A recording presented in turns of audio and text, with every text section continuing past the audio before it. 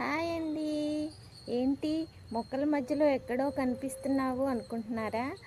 మన మల్బరీ మొక్క అండి. ఇది నాకంటే పెద్దగా పెరిగిపోయింది. చిన్న బకెట్లో చూడండి, నాకన్నా ఎంత బాగా ఈ పండ్లే ఎక్కువగా కనిపిస్తున్నాయి.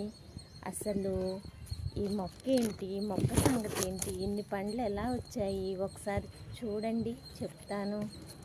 ఫస్ట్ అయితే మొక్క ఎక్కడ పెట్టుకున్నానో చూపిస్తాను. చూడండి, ఈ చిన్న బకెట్లో మొక్క వేసుకున్నానండి.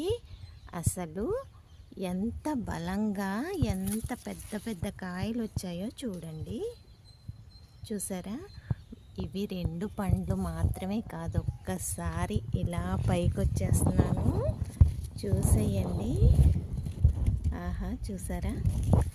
ఇదిగోండి, ఇవన్నీ ఇంకా పండుతాయండి. ఇవి ఆల్రెడీ పండిపోయాయి, కానీ ఇంకా రెడ్డిష్గా అట్లా వచ్చేస్తాయి అన్నమాట. ఇక్కడ చూడండి గుత్తి ఎలా ఉందో, ఎంతలా వచ్చేసాయో.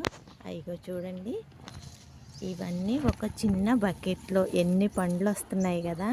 ఇదేం లేదండి, చిన్న కొమ్మ కట్ చేసి పెట్టుకున్నా చాలు, భలే వచ్చేస్తాయి. పండ్లు అయితే ఎంత టేస్టీగానూ ఉంటాయి.